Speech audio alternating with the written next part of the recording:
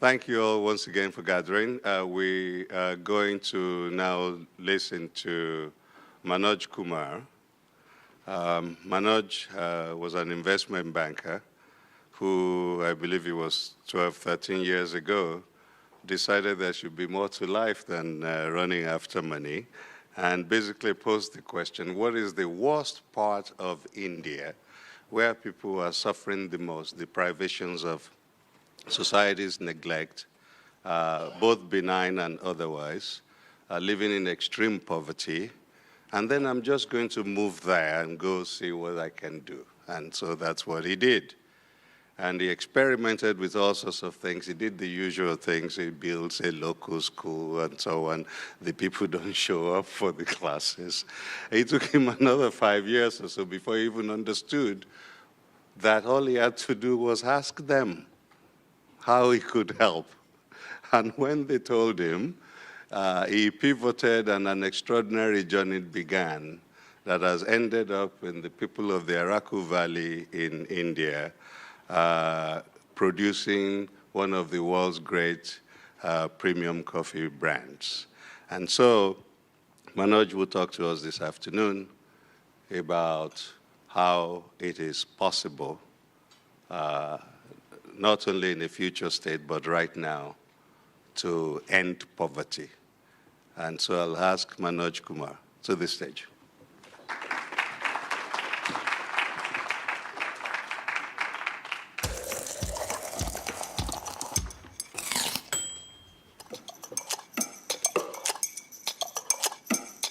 On my last trip to Paris, I discovered a coffee that I absolutely fell in love with. But little did I know that that coffee comes all the way from India.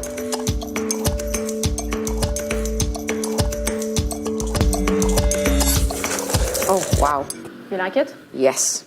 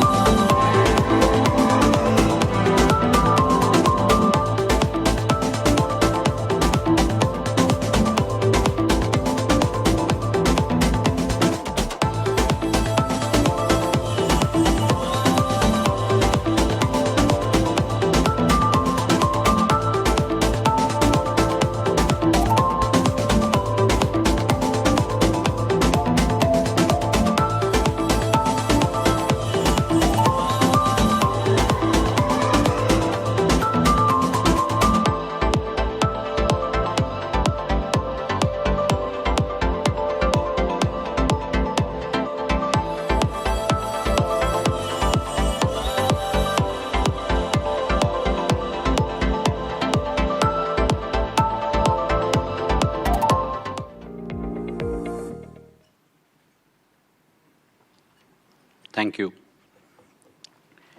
So that was taking you to Araku, the region which is trying to be a metaphor for ending poverty.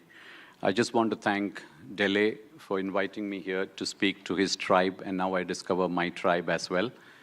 The reason I'm here is also because this is a continent which I sort of spiritually and emotionally relate with. I had come here 10 years ago, again 8 years ago, and tried visiting most parts of South Africa and Mozambique, even tried spending a lot of time with farmers. So I saw the similarities between the conditions in India. When I say conditions, I particularly mean opportunities. The opportunities to transform a region, a people, both in terms of ending poverty and for reversing climate change. So I thought I'll share this story. I'm hoping, I someday get to hear the story of how Africa, or parts of Africa, did better than this. That's the reason why I'm here. So I'm taking you to through a small set of mnemonic, which I call the ABCDEFGH to end poverty. because mnemonics are useful for us to remember. But before I get there, I think I need to clarify a disclaimer, which is poverty. To me, it's a very rich word. That's the irony. It's a very rich word because we have reduced it to understand it as just income poverty. Just if somebody gets X amount of money, then that person is out of poor, and we now have even poverty lines across the world. If you cross poverty line, then it's all done. And I'm someone who believes that poverty is more about, not just money. It's about poverty of opportunities, poverty of the ecology, poverty of gender equality. I mean, there's a whole range of things. And what is interesting about Araku is that the people there helped me to understand this better. And so transforming that region meant transforming all aspects of poverty. And that's in that larger sense that I will address. Of course, for everyone's advantage, I will also specifically mention about poverty of wealth in the sense that we achieved that. It's just to give you some background, 20 years ago, this region has a couple of important parameters we should know. It had the world's worst maternal mortality rate, worse than sub-Saharan Africa, as late as 25 years ago. Second, it's a region which has only tribes living. They were technically forest dwellers. So, when I took a Michelin star chef from Paris to visit this place, and he explained that the coolest thing he does now is foraging, the tribes were amused. They said that's what they do every day. They forage to make their meals. So this was a region where there were food gatherers, and I stand, for the sin of having forced them to shift to agriculture instead of foraging. And that was very tricky because I had to ensure that the agriculture does not disturb anything that they were protecting by doing foraging. The other aspect, the other sin that I did there was till the 80s and early into 90s, this entire region, which has a population of roughly 1.5 million, they were into barter. Cash economy had not come.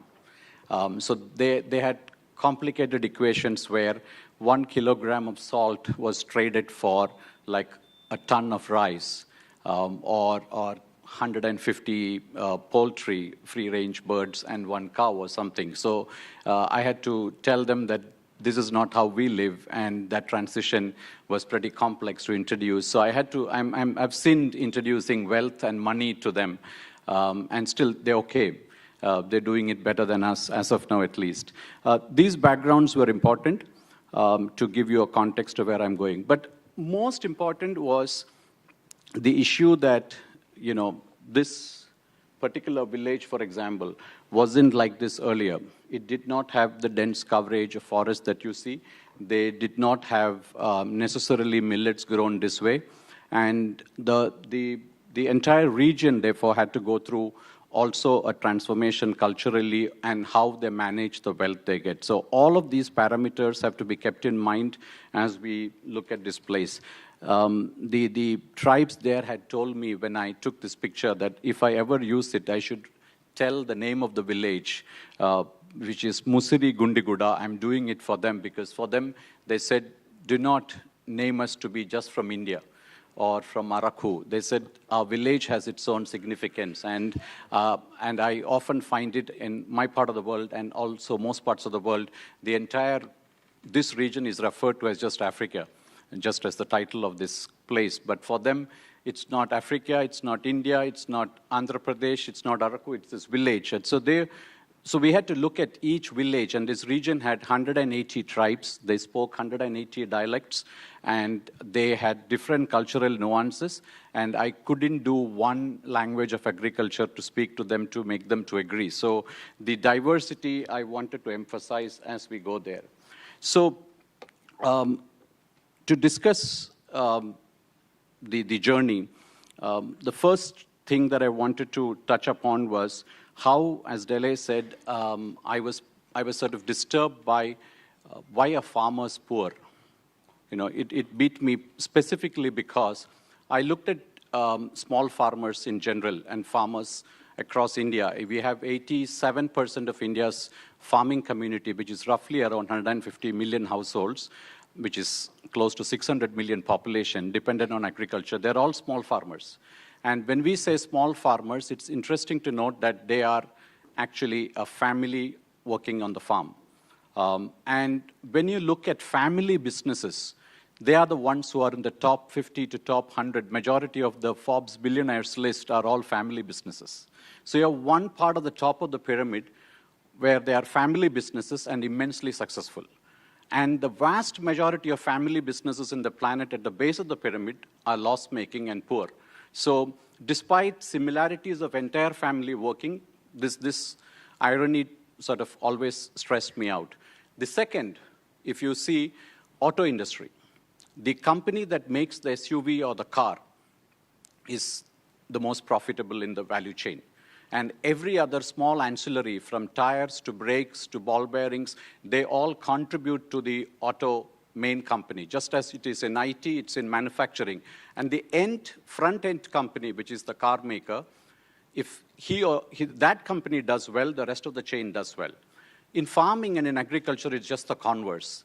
Every subsidiary and ancillary that supplies to the farmer, the seed company, the fertilizer company, the chemical company, the pesticide company, the irrigation company, everyone makes money. Only the farmer makes losses. So this lopsided economics was also very complicated. You know, how is it that these equations work in one place but doesn't work in the other? So it was important that I went into understanding this, and it's also necessary that I highlight the fact that almost 90% of the malnourished children in this planet, their parents are farmers. So it's an irony that they put food on our table every single meal we have, yet they cannot feed their children. There's something wrong drastically in this kind of economics we have. I don't even think it is the one that we talk about, winners takes all. It's even worse. So that was another issue I had to figure out. And that's how the journey into agriculture went deeper for me. And I discovered that the difference is that we reduced agriculture to farming. And I wanted to emphasize that the effort should be to go back to agriculture. And without playing with semantics, farming became an economic activity which is extraction, like mining, like taking things out, not able to put back. Agriculture beforehand, the tribes told me, was a way of life. It was a culture. It was not an economic activity. Now, how can you retain this symbiotic existence with nature and not be extractive and yet be profitable was the whole challenge that we tried to do in this region. And to get there, it was very important to understand what had happened in India in the modern last 50, 60 years. So we went through post-independence in 1947, we got independent from the British, and we went through what was called a huge food shortage, a food grain crisis. And that it's still debatable between whether it was man-made or was it an issue of not really production but distribution. But overall, India took a stand and went for what's known as famously the Green Revolution. People behind the Green Revolution ended up getting the Nobel Prize. But what it did was brought to India chemical fertilizers, brought to India pesticides, brought to India hybrid varieties of seeds. And by and large, most fertile parts of India were chosen to do wheat and paddy cultivation, especially what's called as Punjab, the province which was one of the most fertile, and which had Punjab meant the confluence of 5 rivers. And that most fertile region was converted into an agricultural experiment for the world to see. 30 years later, the soil is dead there. It's the least fertile place. The entire biodiversity there disappeared. Punjab's current population do not know how a tree looks like because there is no trees there. There are no birds, there are no bees, there is no insect. It's only lush green paddy fields and wheat fields, all loss-making. So because it's become political, government had to introduce minimum support price. That is, however you produce, the government will buy it at a minimum support price. And every year you go to elections by increasing the minimum support price. So the people in Punjab ended up figuring out that neither can they sustain this agriculture, nor can they get out of it, because a generation of them didn't know what else to do. And it is this that led us to realize that what we did unwittingly was convert the basis of agriculture from biology to chemistry. And this was the simple error that became so critical. The challenge for us, therefore, was to come back from chemistry to biology as we experimented it here. And I'll just tell you some facts. It's only when in 1600 or around when the microscope came into existence that people knew to perceive things beyond the five senses. The microbes could be first understood. And then it's only as late as in the 1980s when we got into DNA sequencing, and later towards 2000 when we had high-speed DNA sequencing computerized, that we started understanding the microbial world much more than we could ever. And it's important to say that today, the entire human health is around what's called the gut microbiome. How is the microbial biomes in your gut is supposed to be deciding how human health is. This is where the whole probiotics came into existence. Everybody is worried about their gut. I know we live in a world where there is no guts for anyone, but the truth is, it's more than just the literal metaphor of it. And today, I'm happy to note that we have a situation where in 2007, the Human Microbiome Project was started. And this further led to, in 2010, what is called as the Earth Microbiome Project. What the Earth Microbiome Project does is 161 institutions came together and they started collecting samples of microbial life from across the world, from soil, from oceans, from every part, and they are trying to see what can they unravel. And after 9 years, we have been able to figure out 1% of the microbial activity and its importance and relevance. What I want to submit is that these tribes had told me on day one, a fundamental thesis of life, that when we discover and when we realize that life below the soil is far important than life above the soil, we'll probably begin to learn the wisdom of looking at the planet differently. And this is what is the main thesis of our agriculture in this area. That is, looking at biology, which includes not just the microbial activity, but also extending it to the need for biodiversity, not going on just with, 2 crops or 1 crop, not carried away by cash crops, and to reverse what we are having, which is a binary look at agriculture. You will grow 1 crop for the next 10 years till the soil is dead, go to a new place to change that. And as a result, these people made me to shift from not just coffee and pepper, but to get into a biodiversity of agroforestry. And we ended up having 25 million fruit trees planted in this region.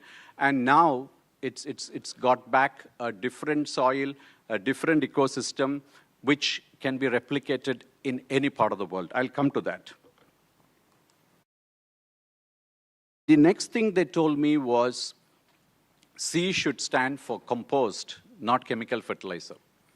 And compost is sort of an overused and misunderstood word. It's not just anything that decomposes is compost. I mean, in the scientific sense, for us to use compost, it's a raw material that you use all kinds of, from dry leaves to cow dung to even preps made out of flowers and herbs that can actually activate the soil to bring back the microbial activity under the soil so that the plants get the nutrition and soil gets the carbon back. The critical aspect of this is you have to figure out how this is done in an industrial scale, but not too industrial, but in sort of clusters where farmers are, where you can create the compost so that there is economies of scale, it is not tedious, it's mechanical, and each farmer gets the necessary compost to put for his plants or for his crops. If you do it that way, then what it does is it creates extraordinary amount of what I call is carbon. Now, carbon was understood to be only what will pollute because of automobiles, and we need to offset it and carbon credits, but the real carbon is what you create under the soil. And that is possible then if that is possible, then we have a different planet to live with. Because what carbon does is, just to tell you some simple stats, when you have carbon of even 1% in the soil, so Punjab has 0.001%. If you have 1% carbon, it had 1.6% before the Green Revolution. If you have 1% carbon in the soil, for a hectare, it can hold 200,000 liters of water. It's like you create an invisible lake. So the importance of carbon, and you can easily go up to 1.5% to 2%. So in another part of India that we work, which is completely drought hit near Bombay, called Vidarbha, which is known as the suicide capital of the planet for farmers who commit suicide, we have the same experiment replicated. In 3 years, from 0.001%, the carbon there has gone up to 1.2%. And you suddenly see fertility in extraordinary proportions happening. So it's important that we look at carbon, not just for soil nutrition, not just for higher yield, but also as a way to extraordinarily conserve microbes and, more importantly, water. You do not need to pump water from lakes or from underground. India uses, for agriculture, 86% of the water comes from underground. And we take out groundwater like nobody can. We probably top the world in the maximum use of groundwater. So this became an important element of the agriculture revolution. The next one was D, which is decentralized versus centralized. So agriculture got reduced into, I'm not taking names, but it could be Monsanto, it could be Bayer, it could be any company, or Indian companies too. But it got decided, a farmer had no clue what she has to do in the farm. It was entirely decided by a fertilizer and a pesticide company. So first they told them, you don't grow what you are used to, you grow, say, maybe cotton, which a farmer growing cotton, they couldn't eat it, but they were asked to do it because they said it'll be profitable. What it did was to mine the land of all its carbon, but more importantly, farmer became culturally ignorant of how to grow the cotton. And this meant for every pest attack, for every trouble the farmer had to face, they rushed back to the fertilizer depot to say, what should they do next? And they started pumping in more and more pesticides to manage the crisis. And it became very much like antibiotic resistance. It became that after a point it is resistant. So we had to do experiments where there is maximum pest attack, do these decentralized solutions, and show that you could control the pest despite neighborhoods having pests going on. So the whole challenge of shifting the decision-making to the farm level, each farm is so different. It's almost like telling the entire population can be given one drug, irrespective of what your symptoms are. And we did exactly that in agriculture. So creating decentralized solutions at a level where the farmer gets economies of scale also was very critical if you had to make it profitable. So for example, one of the challenges, and it's important I say this because I'm very passionate about it, there's something called a particular weedicide called Roundup. Please Google it. Roundup has been banned in most parts of the planet. It's abundantly available in India and many countries, and I'm sure it's available. I can go to farms and just tell you in 5 minutes that whether Roundup was used or not. Roundup is a weedicide. When you do agriculture, weeds come naturally.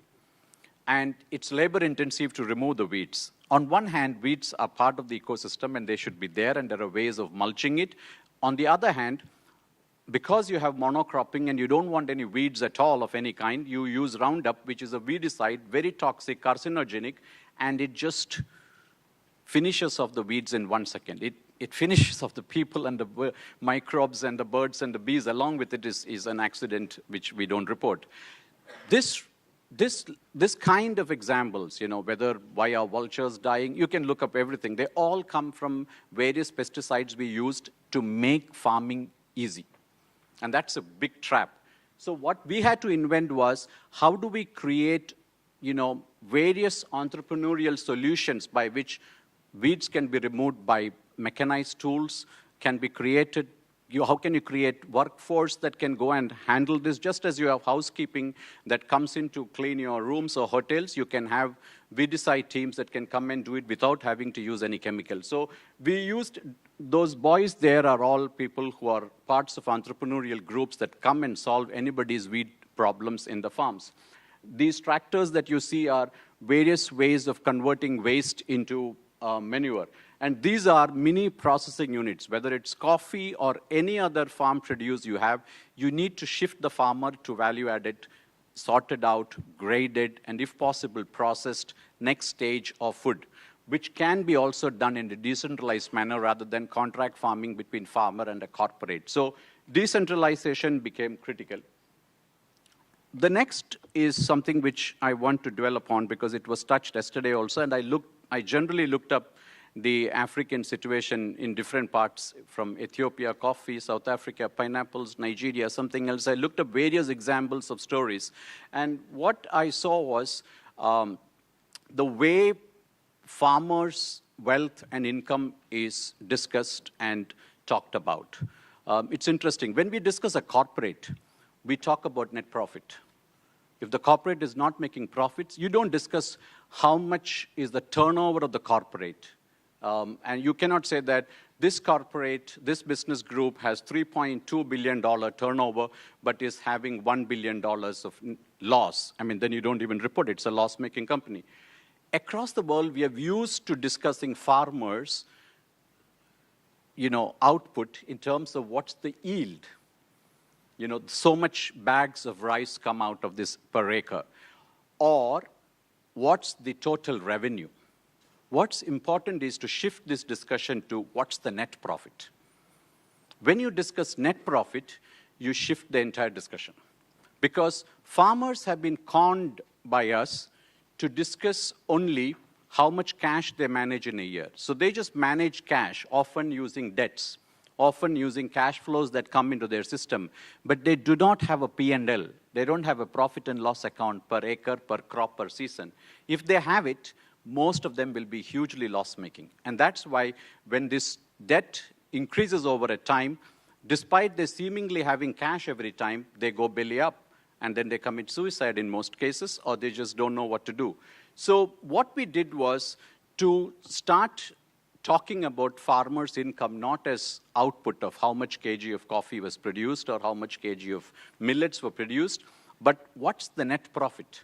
Is the farmer making profit, or is the farmer just having revenue? Now, this is something none of the contract farming experiments are willing to discuss. This is something that the seed companies and big GMOs are willing to discuss. They discuss only so much is the income, so much is the wealth that has gone up, or the per capita income produced in this region, but it does not calculate how much money was sunk to make this, and is it net positive or negative? So for us, it was to keep discussing only profits per farmer. The last I saw, which was the most talked about one, was Starbucks in Ethiopia, as late as yesterday it was discussed.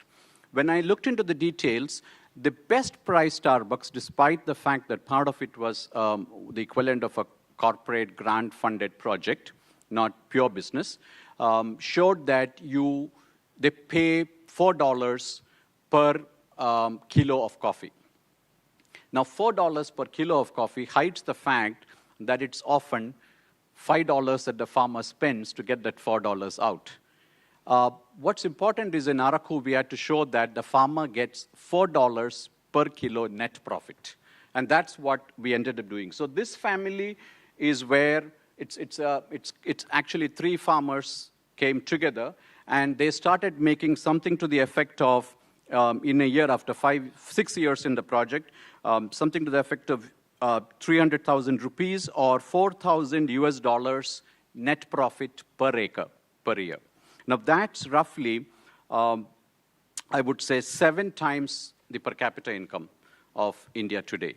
And this kind of 6 to 7 times doubling of your per capita income from 1 acre of land is what I call excitement for the next generation to continue farming. But the key for me is for a farmer to convert herself into an entrepreneur, not to think that the farmer is just somebody doing something, but an entrepreneur's main thing, you look at profits, and two, you think of reinvesting. This farmer made so much money that they ended up buying a tractor so that they can go and do other crops. They used the tractor to lease it for cultivating millets in other places.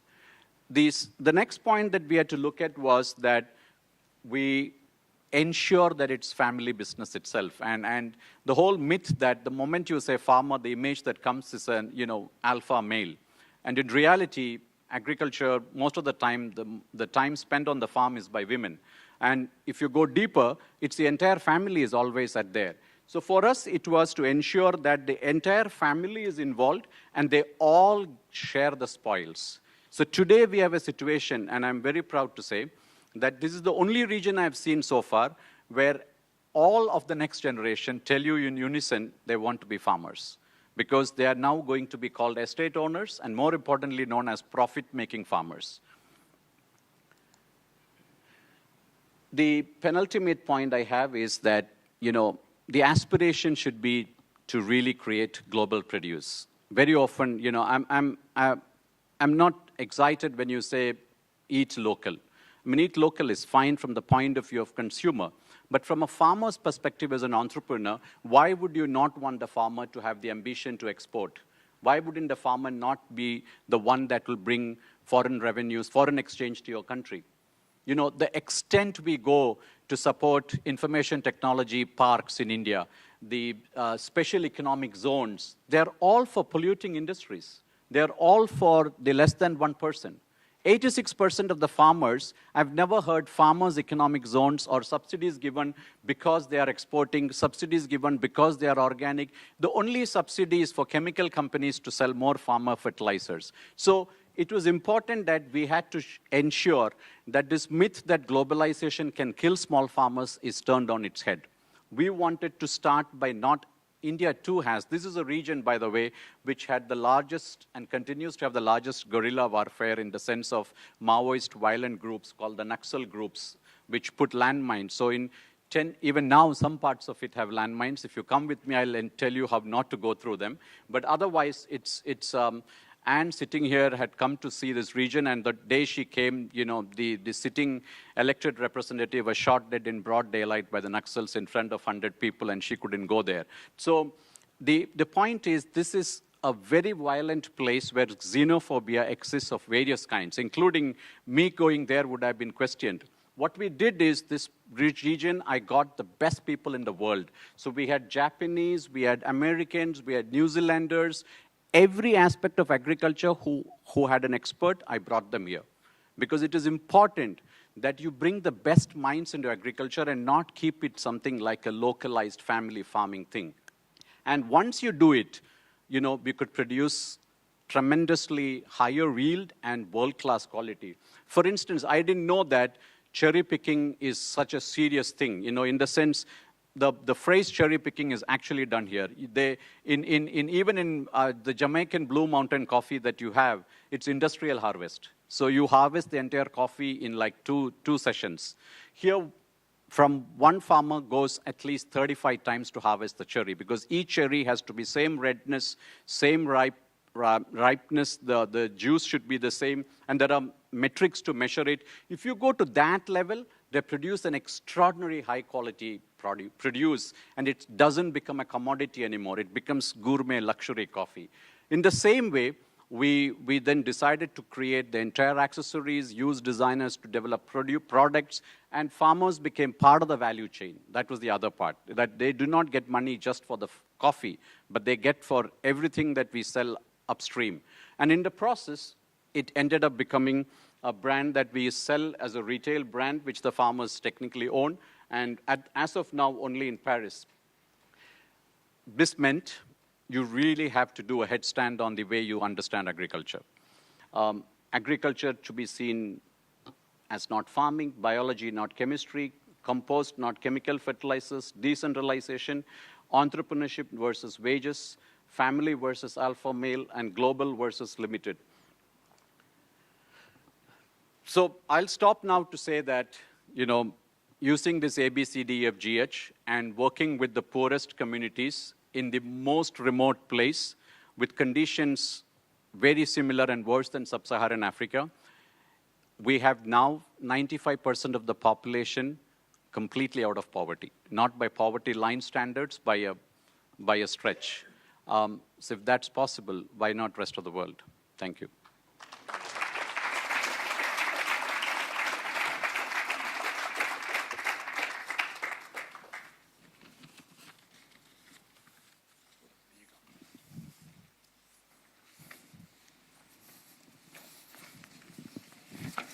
Great job, by the way. So good afternoon. My name is Arturo Kondo. I'm the president of Earth University, where we hope all our graduates can become Manoj Kumars. That would be the dream for sure. Well, extraordinary as always, Manoj, and this is an entrepreneur that has done other things as well. So this is one impressive one. So let me say that in Costa Rica we also pick the coffee by hand, by the way, and that also produces high quality coffee. But so you're absolutely right. Let me start by the thing that I have a question, which is, let's say we want to multiply the Arakus of the world, just as you said, right? How many Manojes do we need? In other words, your leadership has been, of course, essential there. What else has happened? I'm sure something has, but I'd love to know more, because my wife, the smartest in my house, says always that change and development. You need the subjects of development to be the actual agents of development, not Now we can help, and you've done it wonderfully. What else has happened in terms of leadership, local leadership, and have some of these farmers now become they're entrepreneurs in that they do it, but will they replace Manoj? How will how do you see that? So it's a question that I've been always asked, and the simple answer for that is I will divide this into two parts. One is there has been an extraordinary effort where a lot of others, including me, had to step in to create the last mile of the retail brand, which needs capital, which needs branding, which needs marketing, and that was specifically because we wanted to do this towards the end because it was coffee and because we wanted to show that globalization is a good thing and actually you can create brands from such remote places also. So that part probably needs, I won't say Manoj, but I think it needs a lot of external support with technical expertise to come there. But the first part, which is to me the more difficult part, which is about getting communities of farmers together, telling them that they can do it. Because farmers have been, the best examples of divide and rule, other than the whole second other bigger case that I know of, which is gender, where women are just fragmented and girls are fragmented. Otherwise, farmers are also treated individually by this centralized approach and given homogeneous solutions. We need to change that to tell farmers that if they can come together as a co-op, I didn't mean the legal structure, but as a community, that they can have the same expertise and advantages that a big corporation will get, be it economies of scale, or be it just the power of being so big to negotiate in markets. When you get small farmers to fight the market alone, then there's such a huge disadvantage. Apart from that, the greater challenge is look at the entire agricultural university system. I'll speak for India, for instance. I am yet to see even 0.01% of the agricultural graduates studying in Indian agricultural universities studying because they want to be a farmer. They are studying because it's yet another professional course. And by the time they're in their final year, either banks or fertilizer companies or companies like Unilever hire them to sell various products because it's assumed they have a better understanding of rural market and they are saved from the drudgery of farming. So almost all of them have no clue about farming, nor is the curriculum anyway tuned to understand these challenges. So what we have is a bunch of farmers, 86% of the population of the farming community, who have been challenged to change traditional farming into something that they don't know, which is growing things they never grew, with no support. So we need to create mechanisms by which in each region, whatever is suitable is a set of crops to grow, which is conducive for them, both cash crops and food security crops, and to guide them with the right agriculture. So our hope is to spread this as much as possible. And currently we are doing this in India in fairly large scale. And I believe the only way people in this room and people outside and our children and nephews and nieces can get excited about agriculture is when we discuss agriculture by discussing food. Because everybody wants to discuss food, but nobody even figures out where food comes from. So what we are doing now is to bring this model into the cities. So if more and more cities can do farming outside the cities using young farmers and do the same model, because it's easy to communicate, there is technology much easier, I think the revolution will catch up. I'm hopeful that this biology-led, microbe-led movement will catch up. And in a very negative way, I'm happy with this climate change crisis we face, because this will also be a tailwind support for this movement that will slowly show how the agriculture we practice adds to heating up the planet. I was very intrigued because it's when we go to Aspen, I remember in an Ideas Festival a decade ago or so, we were sitting down dinner and Alice Waters, this famous chef, had just published a book on eating local. And we had just sat down for dinner, and we were celebrating that everything was sourced from, I don't remember, 20 miles from the Aspen campus, from the meadows. And I did ask a question, right? And I said, how much per plate, right? And it was about $300 per plate. So not scalable, seemed to me. But no, but coming from a part of the world that also has a place in terms of food production, can you expand on that? Because I think here we are mainly thinking with the South's perspective. But what would be your argument for that at that dinner? We had a discussion, and I brought my economist brain to trade and how farmers can get out of poverty with the right crop and the right. How would you present that argument to the North in a way? I mean, when we go back to Aspen and have a conversation like that. So the tragedy is that we discuss agriculture based on Michelin star chefs' pricing of plates of food versus what should be the mass volume of food that is needed for everyone, and how much would be per unit cost of plate. I'm sure your $300 had to be paid for the plate, for the chef who served it, for the napkins, the cutlery, and it's on. So the value addition there goes on and on. But technically, what we are trying to show, even with what we are beginning to show also with the urban farms, is organically produced food, if it cracks the economies of scale that I said, which means technically, if you can produce in one cluster, which is approximately 200 acres, with just 20 farmers to 40 farmers, food will be 1/3 the price of what your chemical food is in any supermarket. And yet the farmer will make 6 times the profit. And you would still save an enormous quantity of water.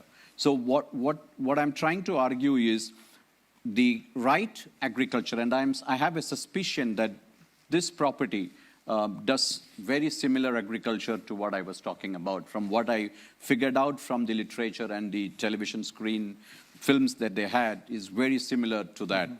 That kind of agriculture is, if you take a 10-year P&L of it, you will find that the IRR is so high, and you will find that the per cost per meal is very insignificant, because the input costs in this agriculture keeps coming down year after year. By 6th year, it's cheaper than the 5th year. By 9th year, it's cheaper. And by 15th year, you are just enormously making profits. In the chemical farming, every year the input cost goes up. I've never seen the other way around.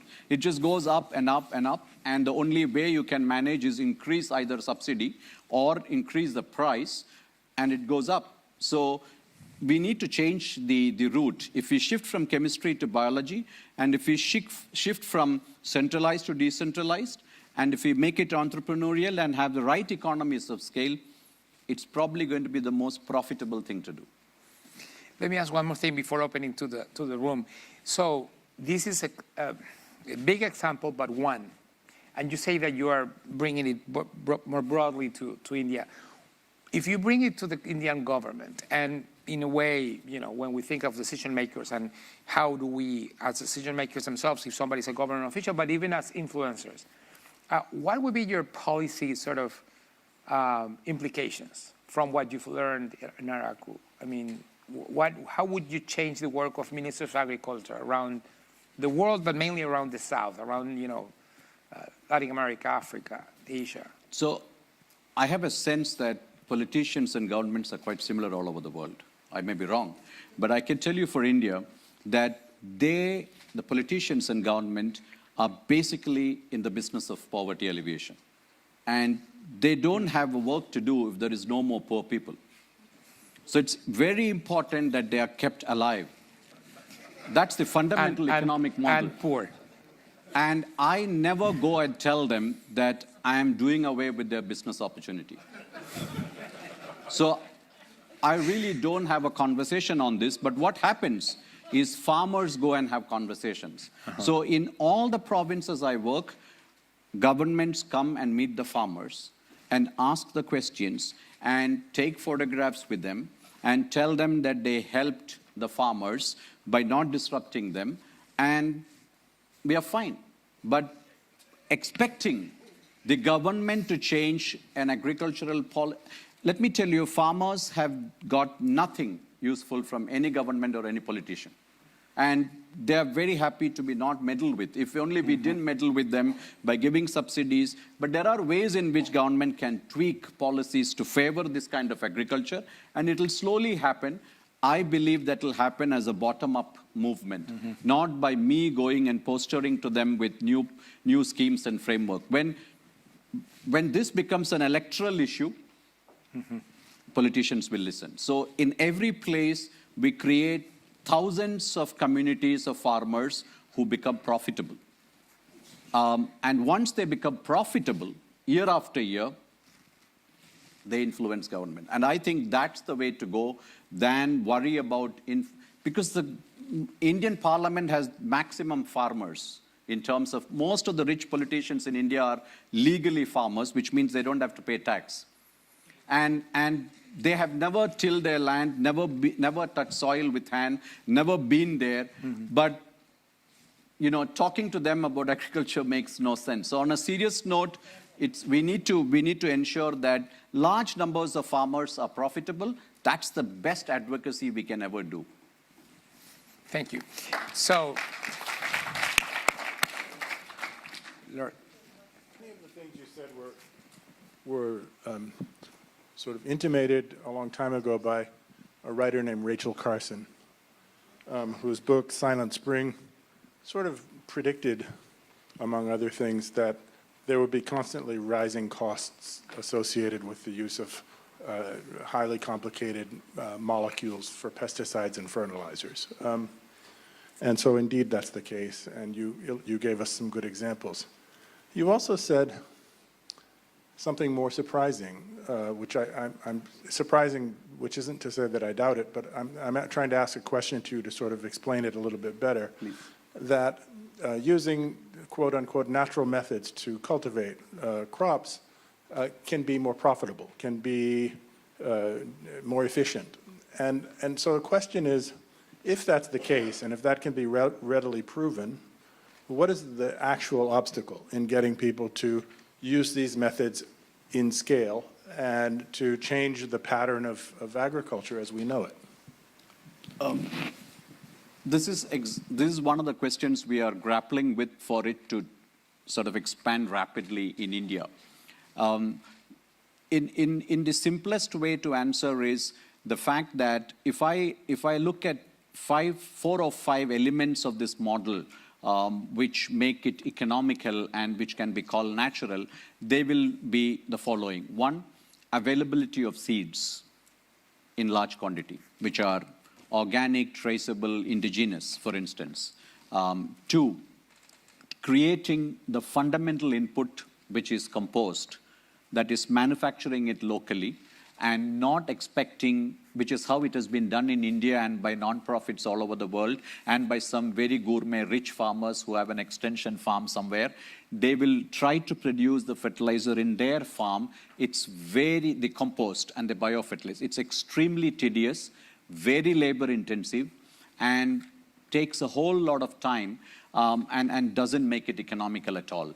So to convert that into exactly like chemical farming, that is creating the supply chain of inputs in a manner that it is a business model.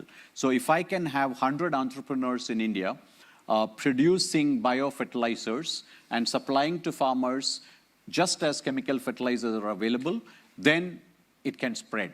As long as it's going to be done only by me, it's going to remain, something restricted to Araku or some other place. So what we are trying to do now is create that network of entrepreneurs across India by having these models and tell people to do it. That's the case with seed. We want seed nurseries and seed entrepreneurs. We want compost entrepreneurs who make composting. And third, we need to create the network of what I call agricultural services, which is who will come and weed out, who will give the answer if there is a pathogen or a pest found. For the chemical farming, they have to just call the distributor of the fertilizer. He will tell you, oh, you use this, spray this tomorrow. I'm debiting your account anyway. So it goes on in a cumulative manner. You need to offer the same solution in an organized manner through this, and I need to create that supply chain. And the last one is to ensure that the entire process is not ending with just a farm produce, but get them to be organized to have the infrastructure for the next level. Could be cold storage, could be warehouse, could be a sorting place, could be a value addition, could be just even packaging. So that level also has to reach. So creating these value addition requirements on one hand and the input supplies on the other is what will make it spread dramatically. I mean, the composting which you do, for instance, on a 10-year framework, takes the input cost to like 1/100th of chemical options. But then if you have to make it for each farmer within her or his farm, then it's prohibitively expensive because the labor costs are so high and the time is so much taken. So that's basically the model. Creating the input supply chain, just as it happened for industry, for manufacturing, we need to do it here. It's been already done in a chemical way. We need to create the biological supply chain. That's the challenge. One more question, please. Anne. Hi, Manoj. So I was the Anne who didn't quite make it to Araku Valley, but I did have the absolute pleasure of meeting the farmer who leads the cooperative. And I think a lot of today's conversation has been absolutely fascinating and very technical. But there was, what I would just like you to share is, one of the challenges we have continentally is working cooperatives, and you spoke about economies of scale and just the whole cultural shift when you got to Araku. Even if you'd provided all the supply chain issues that you spoke about now, it's doubtful that it would be where it is. There was a lot of shift and buy-in and trust and creating trust in community and family ownership in that community. And I'd just really be interested for you to share that part of the equation of getting people to work together and trust and shift. I think thank you, Anne, for asking this, because this was the unanswered part to Arturo's question on how to replicate it. I think it's important to recognize that farmers are probably the ones who face maximum challenges because the conditions are all outside the farmer's control, whether it's climate, whether it's inputs. The entire set of spectrum of things is outside the farmer's realm the way it's done in modern agriculture, on one hand. And two, a farmer has never met anyone who has had a transaction with even remotely an interest in farmer's profit. They've all had transactions about how they will profit from themselves. So there's a huge trust deficit in the farming community, and invariably every farmer wants to actually not do farming if given a chance. I can take you to parts of India where farmers will tell you, if you ask them, do you have a dream? And they'll tell you, I have a dream that some industry will come here and will buy my land at exorbitant price. You know, that's the only dream. How can this land be bought by somebody and convert it into a technology park so that he or she can retire, buy some SUVs and a house and relax for the third generation to not have anything left at all? That's what's happened in parts of India. And it'll happen everywhere. Giving up, I was looking at some statistics in Africa too, it's the same. People are waiting, and with urbanization, this is becoming even more complex. So the challenge is really to instill that confidence into farmers. And agriculture is probably very similar to education. For you to show the demonstrable transformative effect of an intergenerational poverty broken, you need 10 to 12 years. And we live in an Instagram sort of society where you want results like now.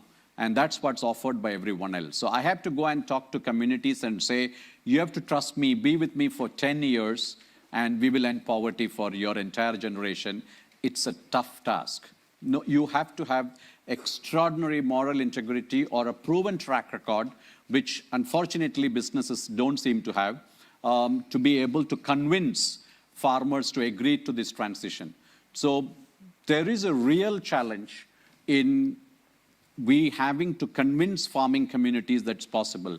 And the only way that they believe is if they go and meet other farmers who became profitable. So we do this transfer of what I call inspiration by taking farmer groups across India to different locations and making them stay together for a week to just exchange all the things. It doesn't work even by me going and talking to them. And with that, they get convinced it's possible. So there's this whole argument of making them convinced. And the last point I will emphasize is we need to build this on trust. Unconditional trust, to me, triumphs even unconditional love. Everything comes out of that. And to be able to trust us unconditionally and to trust farmers unconditionally is the starting point for us. And it's, to me, that's the magic. It sounds a little esoteric, but as you get into this transaction relationship with them, it's all about demonstrating that unconditional trust. And that's what worked in Araku, and that's what's working in other parts of India. Let me close by asking you this. As I mentioned, I lead this wonderful institution called Earth University, and we are super aligned with everything you're saying. Thank you. And we do see, and we admit our students based on their intention to really work. It might be with different angles, but to really work in the future of agriculture and the future of rural areas. What do you think is needed to make sure that the new generation, you sort of addressed it, but the new generation actually goes into agriculture? And also, how can we bring it to Africa? Because we're talking about Africa in the world. This is the theme of this particular week. So from all that, and in closing, what would you do for the young generation? And how would you take that learning to Africa, other than perhaps bringing farmers to Araku and Araku farmers to Africa, maybe? I don't know. So I have an answer which doesn't make me popular in the Indian development sector, but that's the one I follow. I don't care about popularity. That is, you have to make it fashionable and sexy. So if you go to Paris now, farming is the coolest thing. Everybody wants to do farming. Terrace gardens, terrace farming, vertical farming, all kinds of farming, and everybody is excited about farming courses. Suddenly, I don't know if you're aware, but at least in India, the whole idea of cooking became very sexy after the MasterChef competitions came in. Till then, it was none of the people went. Youngsters now are buying, different. I have a bunch of millennials who exchange knives for gifts, because they're all into culinary skills. And so things change with extraordinary fashion, lifestyle branding. So I would say we need to promote a whole lot of urban farming. We have to make farming sexy for the rich. I would imagine all these Hollywood actors would come and do farming and then talk about it. Everywhere we need to create that organic farming. It's doable. It's full of equipments. I mean, the USA invented the jeans as uniform for miners.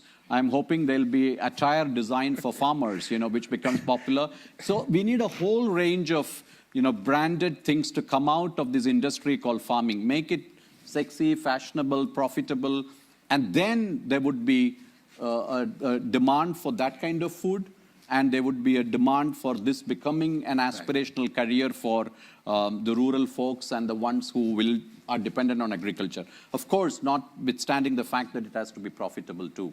Right. And in Africa? Africa too. I think Africa is, from whatever I've known, most parts of the world are trying to imitate the nation that invented Coca-Cola. So there is a growing demand and aspiration to ape things that are trendy.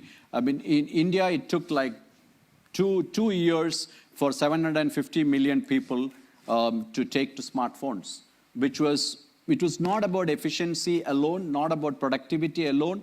It became a completely different aspirational lifestyle. It became an asset they wanted. You ask a youngster, you want a vehicle or a phone, they'll say phone first. It's not to do with, it's just transform the way they're positioned. So a lot we have to play with sociology and anthropology to make agriculture work. We need to make it a branded, sexy thing. Thank you. Thank you very much. Thank you.